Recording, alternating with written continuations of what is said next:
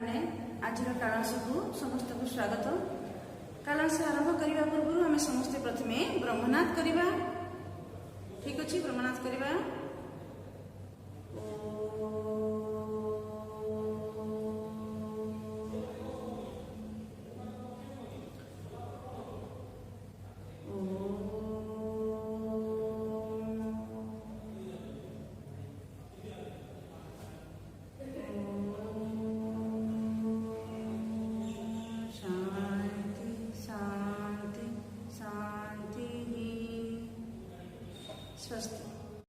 पिलाने आज आम गोटे नुआ कविता पढ़ा। डॉक्टर माधव मानसिंह नुआ कविता हूँ गोप प्रयाण। ये गोप प्रयाण कवितार कवि डॉक्टर माधव मानसिंह सबुज जुगर से जड़े सफल कवि थे। से प्रगतिवादी कवि थे एवं प्रेम प्रेम प्रणयर कवि रूपे से ओडिया साहित्य जगत में सुपरिचित थे। से महान कविंकर जन्म हुए पुरी अभिमुक्त पुरी जिले में जन्म हुए। जन्म 1905 मसीहा नवेम्बर 13 तारीख में से जन्मग्रहण करते एवं मृत्यु 1963 मसीह होता। से डॉक्टर माधव मानसिंह काव्य कविता नाटक भ्रमण साहित्य उपन्यास अनुवाद प्रबंध आदि साहित्य विभिन्न विभाग में लेखनी चालना कर साहित्य जगत एक स्वतंत्र परिचय सृष्टि कर कृति गुड़िक आम देखा। सरस्वती कृति गुड़िक धूप हेमशस्य हेमपुष्प कोणार्क उपेक्षिता सदाब झील पश्चिमपथिक और माटीपानी। यही सारस्वत कृति गुड़िकर से होती स्रष्टा। ओडिया साहित्य जगत में कि कविता गुड़िक सी जो स्वतंत्र परिचय सृष्टि करते अर्थात प्रति कविता देशात्मबोधक भावना मानव वंदना एवं संस्कार धर्मिता आदि कवितार अन्य माने केतक वैशिष्ट्य होता। कविता गुड़िक वैशिष्ट्य जो से जड़े सफल कवि रूपे ओडिया आधुनिक जुगर जड़े सफल कवि रूपे ओडिया आधुनिक जुगर से परिचय थे। गोप प्रयाण कविताटी से कौन वर्णना करें देखिए। गोप प्रयाण कविता गोपर अर्थ देखिए। गोपर अर्थ हूँ गोपबंधु उत्कलमणि पंडित गोपबंधु आम प्रयाण अर्थ मृत्यु। ये गोपबंधु अकाल वियोग विषय वर्णना कर एक सुंदर चित्र वर्णना कर। गोपबंधु मृत्यु माधव मानसिंह किपरि दुखरे भांगी पड़ते हृदय ओडार अपूरणीय क्षति हृदय जो क्षत व्यथा सृष्टि था से गोप प्रयाण कविता माध्यम वर्णना कर। गोप प्रयाण कविताटी आम कविंकर माटीपाणी बृहत संकलन गृहीत होती। देखा समस्त माटीपाणी मन रखा माटीपाणी कवितार संगृहीत होती। प्रथम आम देखा ये गोपबंधु विषय देखा। गोपबंधु 1977 मसीहा अक्टोबर 9 तारीख में पुरी जिलार सत्यवादी थाना अंतर्गत भार्गवी नदी कूल उष्मांड ग्राम में जन्मग्रहण करते। गोपबंधु सत्यवादी साहित्य पत्रिकार संपादन करते। समाज पत्रिकार से प्रतिष्ठाता। गोपबंधु ओडिशार प्रति क्षेत्र में अवदान रही। से राजनीति हो साहित्य हो शिक्षा क्षेत्र में हो कि स्वाधीनता आंदोलन हो कि शिक्षा संस्कार थे एवं से सांबादिकता थे। से जड़े समाज सेवक थे। दीन दुखी दरिद्र से बन्या अंचल माने बन्या अंचल को जाई से दीन दुखी दरिद्र मान सेवा करते। भुकिला मुहरे से भुकिला मुहरे से देश दूसरे दीन दुखी दरिद्र भुकिला पेट को चूड़ा गुड़ अर्थात टे मुठाए आहार दे से समस्त दुख दूर करते। यही दीन दुखी दरिद्र से जड़े महाजननायक कोटी मणिमुक्त बढ़ी से सुखिला मुखरे से ओठरे से हस भरी पड़ते। यही से जड़े थे ओडिशार मुकुट विहीन सम्राट थे जननायक थे। से जननायक महामृत्यु महाप्राण कवि डॉक्टर माधव मानसिंह गोप ଓଡ଼ିଆ ଜାତିର ମୁକୁଟ ବିହୀନ ସମ୍ରାଟ ଜାତିର ମଥାମଣି ଗୋପବନ୍ଧୁଙ୍କ ବିଷୟରେ ଆମ ମୃତ୍ୟୁ ବିଷୟରେ ଆମେ ଆଜି କବିତାଟିକୁ ପଢ଼ିବା। ପ୍ରଥମେ ମୁଁ ପଢ଼ୁଛି, ସମସ୍ତେ ବହି ବାହାର କରିବା, 26 ପୃଷ୍ଠା ବାହାର କରି ଆମେ ଦେଖିବା। ତା ପୂର୍ବରୁ ମୁଁ କହି ରଖୁଛି, ଏ ଗୋପପୁରାଣ କବିତାରେ କବି କ'ଣ ବର୍ଣ୍ଣନା କରିଛନ୍ତି ଯେ ଓଡ଼ିଶାର ଅଗ୍ରଣୀୟ କ୍ଷତି ଏବଂ କବିଙ୍କ ମାଧବ ମାନସିଂଙ୍କର ହୃଦୟର କିପରି କି କ୍ଷତ ଯେଉଁ କ୍ଷତ ହୋଇଥିଲା ସେଇ ତାରି ବିଷୟରେ ବର୍ଣ୍ଣନା କରିଛନ୍ତି ହେଲା। ପ୍ରଥମେ ମୁଁ ପଢୁଛି, ଦେଖିବା। ମହାବୀର ମହାପ୍ରୟାଣ ରଚିଲା ଆଜି, ତା ମହାଜାତିର ଗର୍ବ ଗଲା ଯେ ଭାଜି। ଅନେକିନି ତାର ସ୍ତମ୍ଭିରେ ଅଛି ରହି, ପ୍ରତି କରେ କରେ ପତାକା ଯାଇଛି ନଈ। ପ୍ରତି ହିଏ ଘରେ ଘଟିଛି ଅନ୍ଧକାର, ଅଧରେ କେବଳ ତାରି ନାମ ଉଚ୍ଚାର। ଘରେ ଘରେ ଉଠେ କ୍ରନ୍ଦନ ରୋଳବାଜି, ବିରାଟ ଓଡ଼ିଆ ଜାତି ମଥାମଣି ଭୂତଳେ ଖସିଲା ଅଛି। ପିଲାମାନେ ଆଜି ଆମେ ଏ ଗୋଟିଏ ପଦକୁ ଦେଖିବା।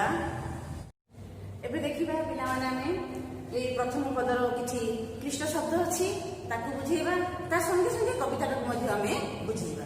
ପ୍ରଥମେ ଦେଖିବା, ଆମେ ମୁଁ ପଢିଛି ମହାବୀର ମହାପ୍ରୟାଣ ରଚିଲା ଆଜି। ଦେଖନ୍ତୁ, ମହାବୀର ମହାପ୍ରୟାଣ ରଚିଲା ଆଜି, ତା ମହାଜାତିର ଗର୍ବ ଗଲା ଯେ ଭାଜି। ମହା ଏକ ବିଶେଷଣ ପଦ, এই ବିଶେଷଣ ପଦ ବ୍ୟବହୃତ ହୋଇଛି ଆମର ଗୋପବନ୍ଧୁଙ୍କ କ୍ଷେତ୍ରରେ। ତ ମହାବୀର, ମହାବୀର ଅର୍ଥାତ୍ କଣ କହିଲ? ମହାନ ଅଟେ ବୀର। ଏଠି ବୀର ଅର୍ଥାତ୍ ମହାନ ବ୍ୟକ୍ତିତ୍ୱ। ବୀର କାହାକୁ କହିବା ଆମେ? ଯେ କେବଳ ଯୁଦ୍ଧରେ ତାର ସୈନ୍ୟ ସାମନ୍ତ ମାନଙ୍କୁ ନେଇକିରି, ଯେ ଯୁଦ୍ଧରେ ଅସ୍ତ୍ରଶସ୍ତ୍ର ନେଇକିରି ଯେ ଯୁଦ୍ଧରେ ଠିଆ ହେଉଛି, ସେ ହେଉଛି ବୀର। ଆମେ ଅର୍ଜୁନକୁ ମହାବୀର ବୋଲି କହୁ, ସେ ଗାଣ୍ଡି ଧନୁ ଧରିଥିଲେ ବୋଲି। କିନ୍ତୁ ଏଠି ଗୋପବନ୍ଧୁ ହେଉଛନ୍ତି ମହାବୀର ବୋଲି କୁହାଯାଇଛି। କାହିଁକି କୁହାଯାଇଛି ମହାବୀର ବୋଲି? ନା, ଗୋପବନ୍ଧୁ ଯେତେବେଳେ ଓଡ଼ିଶାର ବନ୍ୟା ବା ମାନେ ପ୍ରପୀଡ଼ିତ ଅଞ୍ଚଳରେ ଆବଶ୍ୟକ ପଡୁଥିଲା, ସେତେବେଳେ ତତ୍କ୍ଷଣାତ୍ ସିଏ ପ୍ରସ୍ତୁତ ହୋଇ ମାନେ ଯାଉଥିବା, ସେ ସମୟରେ ସିଏ ସାହାଯ୍ୟ କରିବା ପାଇଁ ଆଗେଇ ଆସୁଥିଲେ। ତେଣୁ ସେ ହେଉଛନ୍ତି ମହାନ ବୀର, ସେଇମାନଙ୍କ ପାଇଁ ବୀର, ଓଡ଼ିଆ ଜାତି ପାଇଁ ସେ ଥିଲେ ମହାନ ବୀର। ତେଣୁ ଏଠି ଗୋପବନ୍ଧୁଙ୍କ ଉଦ୍ଦେଶ୍ୟରେ କି କୁହାଯାଇଛି ମହାବୀର ମହାପ୍ରୟାଣ। ମହାପ୍ରୟାଣ ଅର୍ଥାତ୍ କ'ଣ? ଏଠି ଗୋପବନ୍ଧୁଙ୍କୁ କହିଲେ ଗୋପବନ୍ଧୁଙ୍କ ମୃତ୍ୟୁକୁ କାହିଁକି ମହାପ୍ରୟାଣ କୁହାଯାଇଛି? ନା, ଗୋପବନ୍ଧୁ ସାଧାରଣ ବ୍ୟକ୍ତି ନଥିଲେ। ଆମର ଭାଗବତରେ ଗୋଟେ ବାଣୀ ଅଛି, ମର୍ତ୍ତ୍ୟମଣ୍ଡଳୀ ଦେହ ବହି ଦେବତା ହେଲେ ହେମରଇ। ତାମାନେ ଏ ମର୍ତ୍ତ୍ୟମଣ୍ଡଳୀରେ ଯିଏ ଜନ୍ମଗ୍ରହଣ କରୁଛି ତାର ମୃତ୍ୟୁ ସୁନିଶ୍ଚିତ। କିନ୍ତୁ ଯେତେ ଲୋକ ମରୁଛନ୍ତି ସମସ୍ତଙ୍କ ମୃତ୍ୟୁକୁ ସାଧାରଣ ମୃତ୍ୟୁ ବୋଲି କୁହାଯାଏ। ଏଠି ଗୋପବନ୍ଧୁଙ୍କ ମୃତ୍ୟୁକୁ ମହାମୃତ୍ୟୁ ବୋଲି କାହିଁକି କୁହାଯାଏ? ନା, ସେ ଜଣେ ସାଧାରଣ ବ୍ୟକ୍ତି ନଥିଲେ, ସେ ଜଣେ ଅସାଧାରଣ ବ୍ୟକ୍ତିତ୍ୱର ଅଧିକାରୀ ଥିଲେ। ତ ତାଙ୍କ ମୃତ୍ୟୁକୁ ଏଠି ମହାପ୍ରୟାଣ ବୋଲି କୁହାଯାଇଛି। ବୁଝିପାରିଲ? ତାପରେ ଦେଖ, ତା ମହାଜାତିର ଗର୍ବ ଗଲା ଯେ ଭାଜି। ମହାଜାତି, ଏଠି ମହାଜାତି ମାନେ କିଏ? ମହାଜାତିର ଅର୍ଥ ହଉଛି ଏଠି ଓଡ଼ିଆ ଜାତି। ଓଡ଼ିଆ ଜାତି ହଉଛି ଏକ ମହାନ ଜାତି। ତେଣୁ ଏଠି ଓଡ଼ିଆ ଜାତିକୁ ଏଠି ମହାଜାତି ବୋଲି କୁହାଯାଇଛି। এই ମହାଜାତିର ଗର୍ବ ଗଲା ଯେ ଭାଜି। ମହାଜାତି ମାନେ ଓଡ଼ିଆ ଜାତି। ମୁଁ ଏବେ କହିଥିଲି ଓଡ଼ିଆ ଜାତି। କାହିଁକି ଓଡ଼ିଆ ଜାତିକୁ ମହାନ ଜାତି କୁହାଯାଇଛି? ନା, ଅତୀତରେ ଗଙ୍ଗାଠାରୁ ଗୋଦାବରୀ ପର୍ଯ୍ୟନ୍ତ ଓଡ଼ିଶା ବିସ୍ତୃତ ଥିଲା। ତାର ଏଇ ଓଡ଼ିଶାର କଳା ସ୍ଥାପତ୍ୟ, ଚାରୁ କଳା କୃତିରେ ସେ ଥିଲା ମହାନ। ତାର ବଳିଦାନରେ, ଦେଶ ପାଇଁ ବଳିଦାନରେ ମଧ୍ୟ ସେ ଥିଲା ମହାନ। ସେଇ ଧର୍ମା ଏବଂ ବାଜିରାଉତ ଭଳି ଛୋଟ ବାଳକର ତ୍ୟାଗରେ ଓଡ଼ିଆ ଜାତି ଆଜି ଗର୍ବ କରୁଛି। ସେଇ ଓଡ଼ିଆ ଜାତିରେ ଜନ୍ମ ହୋଇ ବା ସେଇ ଓଡ଼ିଆ ଜାତି ସେମାନଙ୍କର ବଳିଦାନ ଯୋଗୁଁ, ତ୍ୟାଗ ବଳିଦାନ ଯୋଗୁଁ ଆଜି ଓଡ଼ିଆ ଜାତିକୁ ମହାଜାତି ବୋଲି କୁହାଯାଉଛି। ତ ସେ ମହାଜାତିର ଗର୍ବ ଗୌରବ ଥିଲେ ଗୋପବନ୍ଧୁ। ସେ ଜଣେ ପ୍ରାଣ ବ୍ୟକ୍ତି ଥିଲେ। ଏଠି ଆମର ଅଛି ଗର୍ବ ଭାଜି ମାନେ ଭାଙ୍ଗିଯିବା। ଆଜି ଓଡ଼ିଆ ଜାତିର ଗର୍ବ ଗୌରବ ଭୂତଳେ ଆଜି ଖସି ଯାଇଛି। ଗୋପବନ୍ଧୁଙ୍କର ମହାପ୍ରାଣ ଘଟିଛି। ସେଇ ମହାବୀରଙ୍କର ମହାପ୍ରାଣରେ ଓଡ଼ିଆ ଜାତିର ଗର୍ବ ଗୌରବ ଆଜି ଚୂର୍ଣ୍ଣ ବିଚୂର୍ଣ୍ଣ ହୋଇଯାଇଛି। ଆମ କବି ସେଇ କଥା ବର୍ଣ୍ଣନା କରିଛନ୍ତି। ଅନେକିନି ତାର ସ୍ତମ୍ଭିରେ ଅଛି ବୋଲି। ଅନେକିନି ଆମେ ଦେଖିବା, ଅନେକିନିର ଅର୍ଥ ହେଉଛି ଚତୁରଙ୍ଗ ସେନା ପଦାତିକ। ରାଜା ଜଣେ ଯୁଦ୍ଧ କରିବାକୁ ଗଲେ ସେ ତାଙ୍କ ସାଙ୍ଗରେ ଅନେକିନିକୁ ନେଇକି ଯାଆନ୍ତି। ଅର୍ଥାତ୍ ଅନେକିନିର ଅର୍ଥ ହେଉଛି ଅଶ୍ୱାରୋହୀ, ଗଜାରୋହୀ, ପଦାତିକ ଆଉ ଆମର ରଥାରୋହୀ। ଏମାନଙ୍କୁ ଆମର ଅନେକିନି ବୋଲି କୁହାଯାଉଛି। କିନ୍ତୁ ଏଠାରେ ଗୋପବନ୍ଧୁଙ୍କର ଅନେକିନି କିଏ? ଗୋପବନ୍ଧୁ ଥିଲେ ସତ୍ୟବାଦୀ ମହାବିଦ୍ୟାଳୟର ପ୍ରତିଷ୍ଠାତା। से जड़े आदर्श शिक्षक थे ओडिया जातिर से चतुरंग सेना चतुरंग सेना अर्थात गोपबंधुकर शिक्षाविद माने दीन दुखी दरिद्र माने आउ एक सेनानी एवं छात्र समाज आउ जड़े सेनानी एठारे अनेकिनी अर्थ होची चतुरंग सेना मैं कही गोपबंधुकर अनेकिनी अर्थात गोपबंधु अनेकिनी माने सत्यवादी गणविद्यालय प्रतिष्ठा करी शिक्षक मान गढ़ी तोलते से शिक्षाविद माने होचंती प्रथम सेनानी तापरे छात्र समाज तापरे दीन दुखी दरिद्र से थिले जननायक से माने एवं शेष सबु धर्मर सबु जातिर जाति धर्म वर्ण निर्विशेष से समस्त सेवा करी से सबु धर्म लोक मानू से कवि चतुरंग सेनानी बोली कहते तो अनेक तार स्तंभित अच्छी रही अर्थात समग्र ओडिशा सबु वर्गर लोक बुझा सब वर्ग लोक मैंने गोपबंधुकर ये महाप्राण ये दुखद खबर समस्त स्तंभीभूत कर समस्ते स्तंभीभूत होते कथा शुणी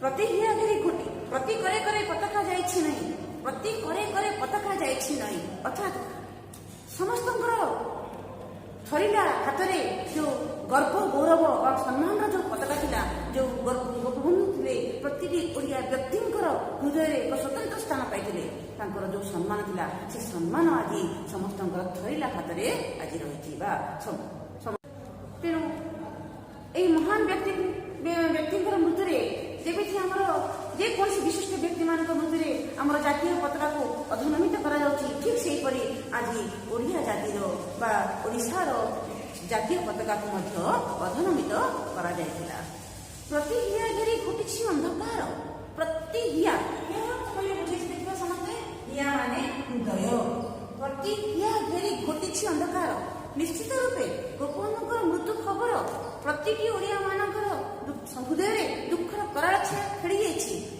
तो प्रति हिया घेरी घोटी अंधकार समस्ते दुखरे भांगी पड़ते अधरे केवल तारी नाम उच्चार अधरे केवल तारी नाम उच्चार अधरे केवल अर्थात समस्त ओठरे से गोपबंधुकर अमरत्वर बाणी प्रचार हो समस्ते गोपबंधुकर को जय जय ध्वनि कर गोपबंधुकर जो कार्यकलाप गुड़िक समस्ते से कथा को से मन पकाउछन्ति तो अधरे केवल तारी नाम उच्चार ता नाम केवल गोपबंधुकर नाम प्रत्येक व्यक्ति उच्चारित करुछि घरे घरे उठे क्रंदन रोलबाजी घरे घरे प्रत्येक ओडिया जातिर घरे घरे से परिचित प्रत्येक दीन दुखी दरिद्र ओडिया मान निकट में बसी आखि धार धार लुह बही पड़ूला से गोपबंधु पाखे बसी अति निजर लोक भली से समस्त आखि लुह पोछि दौले तेणु प्रत्येक ओडिया मानकर प्रत्येक दुखी दीन दरिद्र मानकर से अति आपणार तेणु घरे घरे परिचित होता यही महान व्यक्ति मृत्यु क्रंदन रोलबाजी लगी अर्थात क्रंदन रोलबाजी माने कांदिबार ध्वनि समस्त आखिरी लुह समस्ते कांदा लगे गोप आज चलीगला गोप आई गोप चलीगला तो से गोपबंधुकर अपूरणीय ओडिशार जो अपूरणीय क्षति दीन दुखी दरिद्र मान आरंभ कर ओडिशार राजनीतिक क्षेत्र में सबुरी क्षेत्र में गोपबंधुकर से शून्य स्थान टी अपूरणीय क्षति बोली आम कवि एठारे वर्णना कर विराट ओडिया जाति मथामणि भूतले खसिला आज विराट ओडिया जाति मथामणि विराट ओडिया जाति प्रथम कही महाजाति एवं पुणी आउे कौन विराट ओडिया जाति अर्थात आम ओडिया जातिर महानता ओडिया जाति एक विराट जाति तार महानता तार त्याग बलिदान पूर्व कही कला स्थापत्य भास्कर्य चारु कलाकृति सबुथिरे ओडिया जातिर जो महानता रही से महानता नहीं जाति को आमर विराट जाति बोली कहुच्छे महाजाति बोली कहुच्छे ओडिया जातिर विराट ओडिया जाति बोली कहुच्छे गोपबंधु थे ओडिया जातिर मुकुटविहीन सम्राट से प्रति ओडिया व्यक्ति ओडिया जातिर प्रति ओडिया मानकर से मथार मणि अर्थात सी मणि सदृश थे तेणु मथा मणि अर्थात मस्तक जो मुक्ता मुकुट से ओडिया जातिर मुकुटविहीन सम्राट से मथारे मुकुट नाला किंतु से राजा थे से जातिर राजा थे गोपबंधु थे ओडिया जातिर राजा तेणु मुकुटविहीन सम्राट बोली कहुच्छे ଓଡ଼ିଆ ଜାତି ମଥାମଣି ଭୂତଳେ, ଭୂତଳ ଅର୍ଥ ହେଉଛି ଭୂଇଁରେ, ସେ ଭୂଇଁରେ ଆଜି ଲୋଟିଯାଇଛନ୍ତି, ଅର୍ଥାତ୍ ସେ ଭୂଇଁରେ ଶୋଇପଡ଼ିଛନ୍ତି। ଘରେ ଘରେ ଉଠେ କ୍ରନ୍ଦନ ରୋଳ ବାଜି, ଓଡ଼ିଆ ଜାତି ମଥାମଣି ଭୂତଳେ ଖସିଲା ଆଜି। ତ ଗୋପବନ୍ଧୁଙ୍କର ମୃତ୍ୟୁରେ ଓଡ଼ିଆ ଜାତିର ଅପୂରଣୀୟ କ୍ଷତି ଏବଂ କବି ଡକ୍ଟର ମାଧବ ମାନସିଂହଙ୍କର ମଧ୍ୟ ହୃଦୟରେ ଗଭୀର ବ୍ୟଥା, ତାକୁ ନେଇ ଆଜି ଆମେ ପଢ଼ିଲେ ଗୋପପୁରାଣ କବିତାର 1 ନମ୍ବର ପଦ ବା କିଛି ଅଂଶକୁ ମୁଁ ଆଜି ତୁମମାନଙ୍କୁ ପଢ଼େଇଛି ଏବଂ ତାର କଠିନ ଶବ୍ଦ ମଧ୍ୟ ମୁଁ ବୁଝେଇ ଦେଇଛି। ପରବର୍ତ୍ତୀ ସମୟରେ ମୁଁ ଆମେ ଅନ୍ୟ ବିଷୟକୁ ଯିବା, ତାର ଅନ୍ୟ ପଦ ଗୁଡ଼ିକୁ ଯିବା।